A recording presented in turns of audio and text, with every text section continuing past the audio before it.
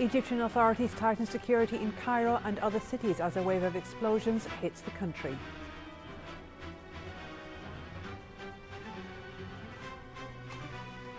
US President Obama requests $8.8 billion to fight the so-called Islamic State group in Iraq and Syria.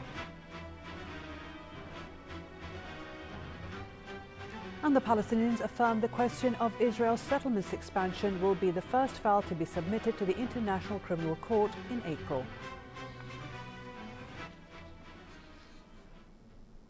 His Highness the Emir, Sheikh Sabah Al-Ahmed Al-Jaber Al-Sabah, received this morning at Bayan Palace His Highness the Crown Prince, Sheikh Nawaf Al-Ahmed Al-Jaber Al-Sabah.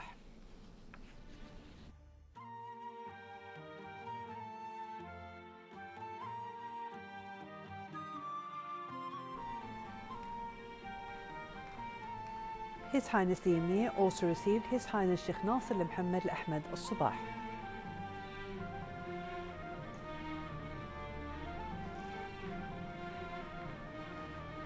His Highness the Emir then received His Highness Sheikh Jaber Al-Mubarak Al-Hamad Al-Sabah, the Prime Minister.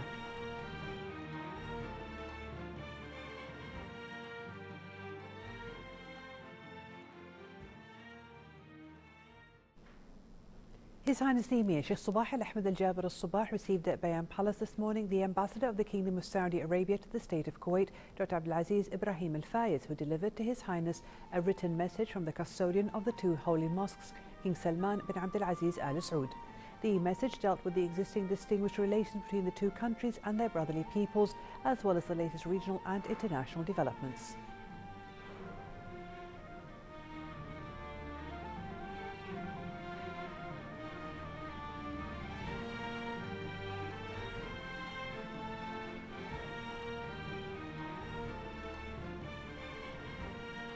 His Highness also received at Bayan Palace today the Ambassador of the Hashemite Kingdom of Jordan, Muhammad Salam Al-Qaid, who delivered to His Highness a written message from His Majesty King Abdullah II bin Al-Hussein, which dealt with the brotherly relations between the two countries and ways of expanding cooperation between them in different domains. The meeting was attended by the Deputy Minister of Emir Diwan Affairs, Sheikh Ali Jarrah Al-Sabah. His Highness the Crown Prince Sheikh Nawaf Al-Ahmed Al-Jaber Al-Sabah received this morning at Bayan Palace His Highness Sheikh Nasser Al-Muhammad Al-Ahmed Al-Sabah.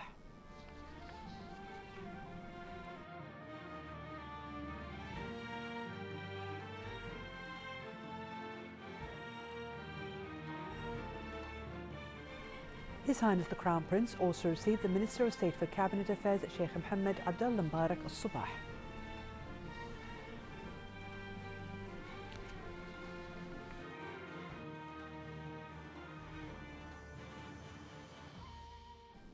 His Highness the Crown Prince Sheikh Nawaf Al-Ahmed Al-Jaber Al-Sabah received this morning at Bayan Palace the Minister of Information and Minister of State for Youth Affairs Sheikh Salman Sabah Hassan Mahmoud Al-Sabah, accompanied by the former Jordanian Minister of Information Rakan Mohammed Al-Majali and his accompanying delegation on the occasion of his visit to the country. The meeting was attended by the Acting Under Secretary of the Ministry of Information Faisal Leil Al-Mutlaqim.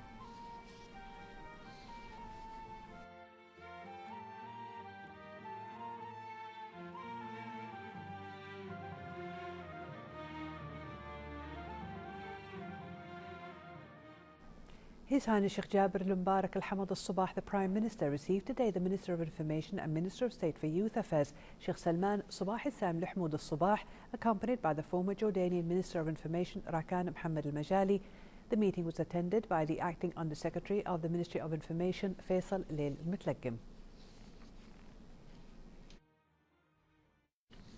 His Excellency the Prime Minister of the Arab Republic of Egypt, Ibrahim Mahlab, and his accompanying delegation left the country today following a 3-day official visit upon an invitation by His Highness Sheikh Jaber Al-Mubarak Al-Hamad Al-Sabah, the Prime Minister. The Egyptian Prime Minister was seen off at Kuwait International Airport by His Highness the Prime Minister, the Deputy Premier and Minister of Interior Sheikh Mohammed Khalid Al-Hamad Al-Sabah, the Deputy Prime Minister and Minister of Defence Sheikh Khalid Jarrah Al-Sabah, the Head of the accompanying Mission of Honour Advisor at His Highness the Premier's Diwan Sheikh Dr. Salim Jaber Al-Ahmed Al-Sabah, and a number of sheikhs, ministers, governors, senior state officials and senior officials at His Highness the Prime Minister's Diwan, as well as the ambassadors of the two countries.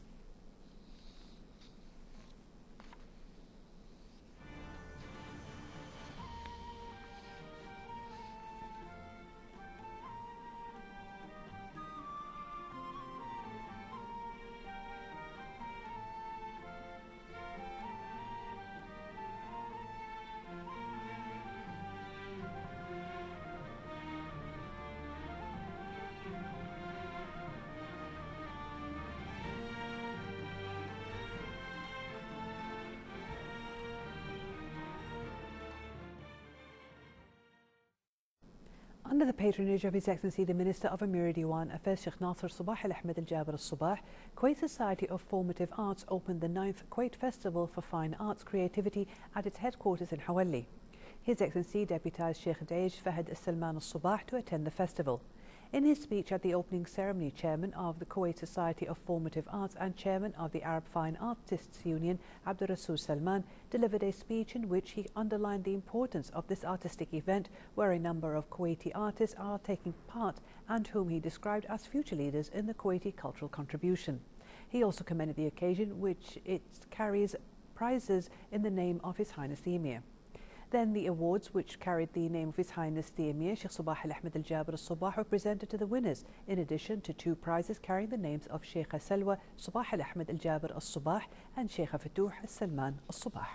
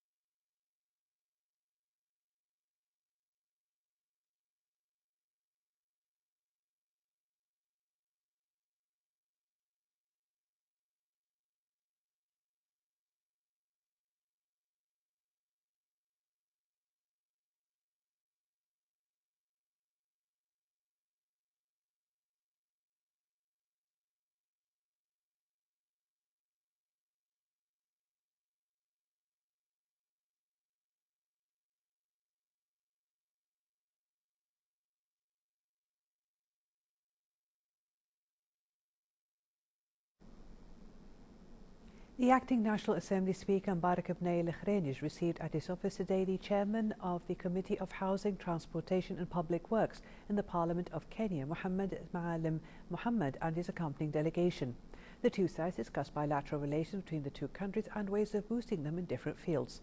They also discussed the importance of increasing parliamentary diplomacy between the parliaments of Kuwait and Kenya at international forums. The meeting was attended by the House Secretary MP Adil Al-Khrafi and the Kenyan Ambassador to the State of Kuwait, Ali Abbas. Various National Assembly committees held their regular meetings today, including the Budgets and Final Accounts Committee, the Committee of Inquiry in Kuwait Investment Office in London and other offices around the world, Legal and Constitutional Committee, the Priorities Committee and others. Salim Al-Kandari has more in this report. National Assembly committees today held their meetings discussing and updating on various issues of concerns. Among them, Budgets and Accounts Committee, which discussed the final accounts.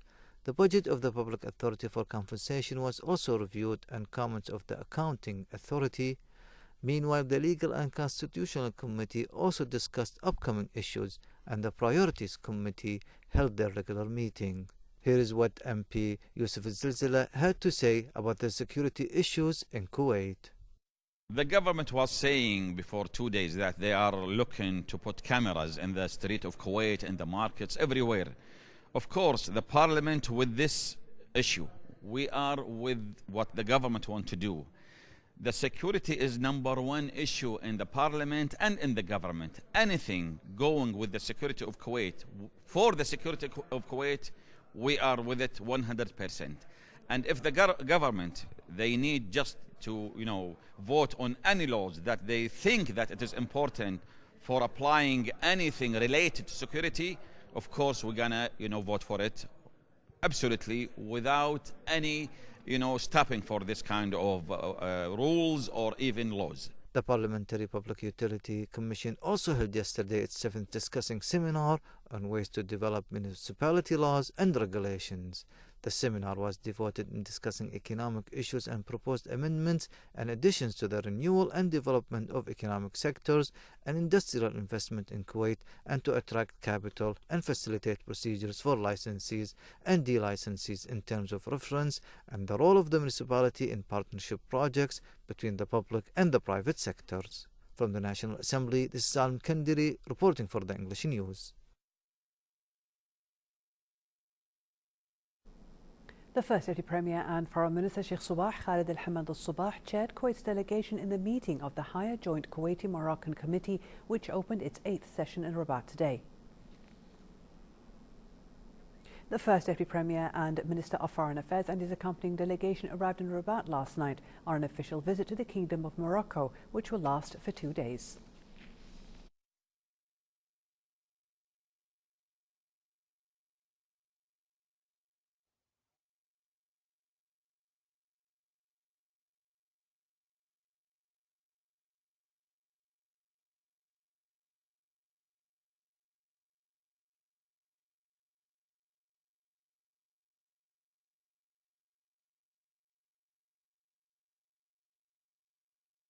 His Excellency the Deputy Premier and Minister of Defence Sheikh Khalid Jarrah Al-Sabah received at his office day Captain Dr. Abdullah Salah Al-Ali on the occasion of obtaining a PhD degree in diagnostic radiology and nanomedicine. The Deputy Premier and Minister of Defence congratulated Dr. Al-Ali on behalf of the Ministry of Defence personnel and urged him to continue his distinguished achievements, praying to God Almighty to keep Kuwait in peace and security under the leadership of His Highness the Emir Sheikh Sabah Al-Ahmed Al-Jabr Al-Sabah, Supreme Commander of the Armed Forces, and His Highness the Crown Prince. A wave of violent attacks has struck Egypt's second largest city, Alexandria, and its surrounding areas, with an unidentified man setting fire to a tram, causing extensive damage. No injuries were reported. Later in the day, a roadside bomb targeting a police patrol driving by killed a bystander and injured 2 others in the town of Agami on the western outskirts of Alexandria. Today's incidents came hours after a roadside bomb planted in the vicinity of the Judges Club caused widespread damage, but no one was reported injured. Meanwhile, 2 more bombs were dismantled in Cairo International Airport this morning, which rendered the Ministry of Interior to raise the security alert.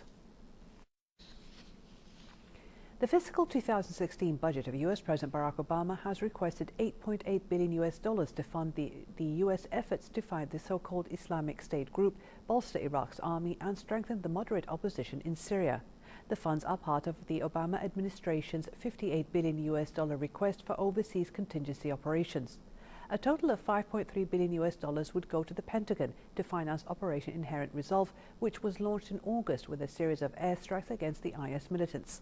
Meanwhile, the State Department, which has been leading efforts to build a multinational coalition against the IS group, has requested a further $3.5 billion.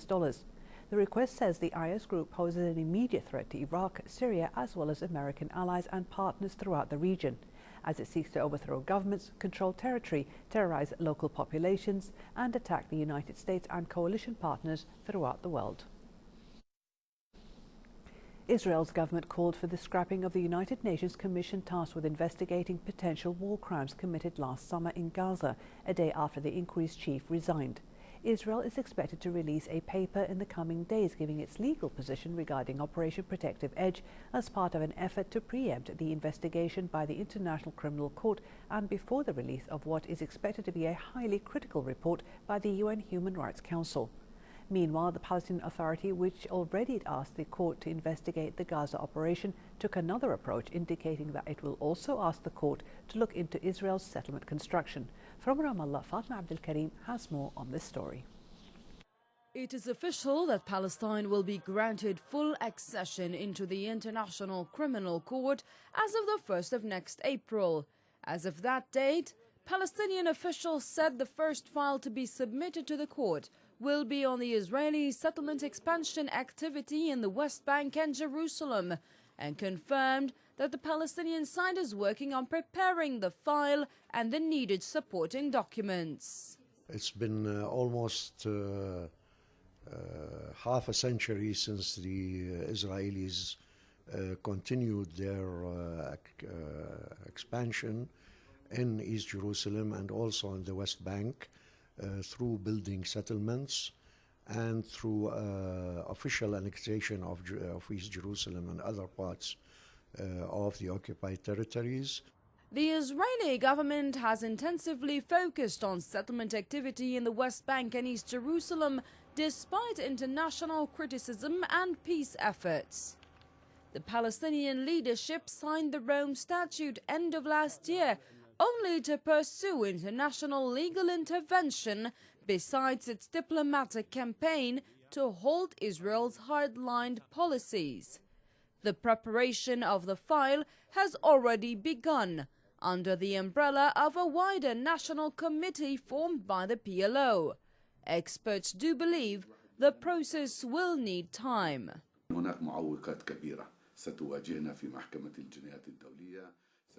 We could be faced with obstacles related to specialization and jurisdiction. Besides, this court is known to be political in essence. The court is expected to examine the situation in the occupied territories with or without the file on settlement expansion. But Palestinians hope to make it a new part of an international probe into Israel's actions. Observers believe the Arab-backed Palestinian move at the ICC will give no excuse to the world to turn a blind eye to Israel's actions. They say certain lived realities need no clarifying evidence at the ICC. Fatma Abdel Karim, Kuwait TV, Ramallah, Palestine. Artillery fire in Donetsk has killed at least 5 people and injured 13 in the last day. Earlier, pro-Russian separatists kept up attacks on Debetlev, a strategic rail hub to the northeast of Donetsk, in an attempt to dislodge Ukraine government forces. Meanwhile, U.S. officials said Washington was taking a fresh look at providing Ukraine with lethal aid after the collapse of a new peace initiative. More on the following report with Nadia Ali.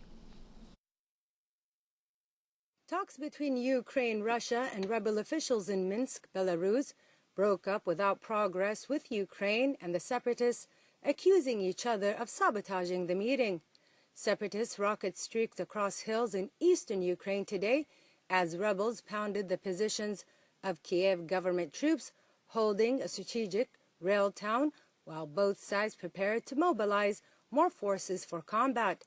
Dozens of people, including civilians, were killed in clashes and artillery fire. Ukraine's government has also announced a major mobilization with plans to bring the numbers in its armed forces to 200,000 in 2015.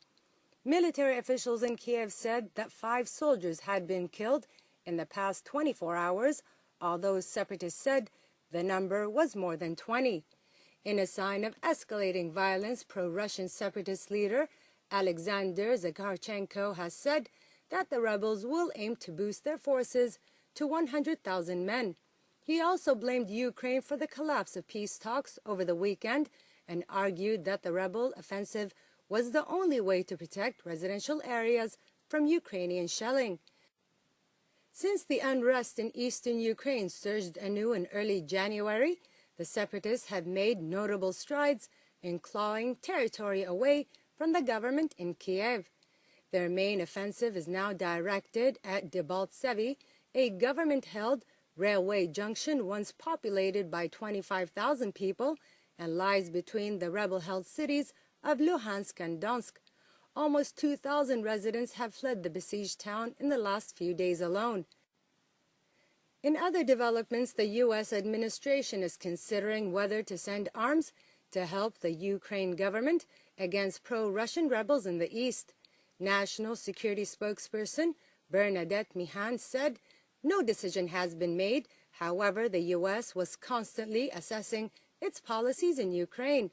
Meanwhile, U.S. Secretary of State John Kerry is also scheduled to travel to Kiev for talks on this issue with Ukraine's government later in the week.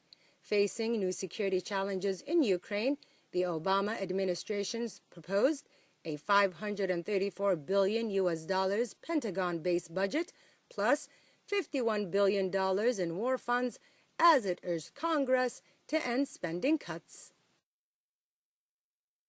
Under the title Engineering Innovation, the College of Engineering at Kuwait University organized the second Kuwait Engineering Forum. The 2-day event aimed at encouraging the engineers and the engineering students to innovate and create new concepts as well as developing new ideas. Hiba Abdurrahman was there and has this report. Under the patronage and with the attendance of Dr. Badr Hamad Al-Isa, Minister of Education and Minister of Higher Education, Kuwait's second engineering forum was inaugurated. The two-day event came under the title The Engineering Innovation and witnessed huge participation from experts, academics, as well as students of the Engineering and Petroleum College. It's a very important forum as it touches on a topic which has to do with innovation. And like the speech of General Electric and my speech, innovation is really the key to help Kuwait improve its rank and performance economically, and also especially now with the situation, the oil prices going down. Really, we need to depend on the innovation to make great changes in different arenas. Whether it is with the financial sector, energy sector, and all types of sectors, innovation is the key to improvement. The forum was organized by the College of Engineering and Petroleum in collaboration with General Electric Company and included a number of lectures and discussion panels. And I think there's no greater place to be here in Kuwait than with Kuwait University. The local talent is enormous. And I think the more that we work with Kuwait University and the local talent and the other local universities here, I think a lot is possible. So it's all about innovation, and we're very, very proud to be here at the Innovation Forum and Engineering Forum with Kuwait University. This forum is an engineering innovation forum, and we're really honored that Kuwait University invited General Electric to be their innovation partner. And we're really excited to be here because GE, we value innovation, and we like to see that being done in our countries that we operate in. And myself, when I was a student, I really participated in a lot of innovation competitions. So we're also trying to give the same experience to the students of Kuwait University so that they can show us their innovation during the competition that's going to happen at this event.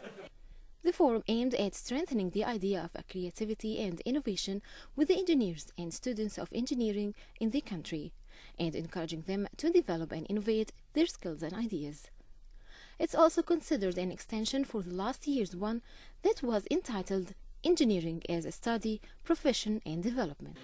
With the title Engineering Innovation, Kuwait University, represented by the College of Engineering and Petroleum, is trying to consolidate the concepts of innovation and creativity with the engineers in the state of Kuwait.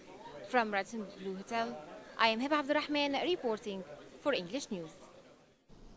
And moving to local financial news, the main price indices of the Kuwait Stock Exchange ended today's trading session with a mixed board, as the price index gained 41 points to reach 6,695 points. The KSX 15 index, however, lost 4 points and settled at the level of 1,075 points.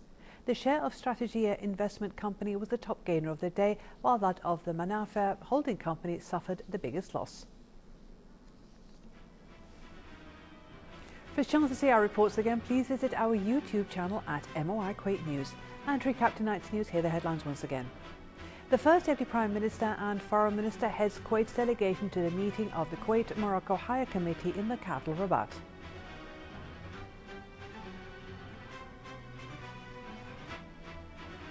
Egyptian authorities tighten security in Cairo and other cities as a wave of explosions hits the country.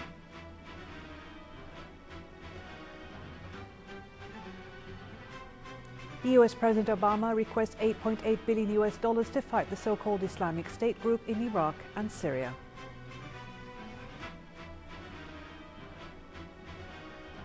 And the Palestinians affirm the question of Israel's settlements expansion will be the first file to be submitted to the International Criminal Court in April. Thank you for joining us.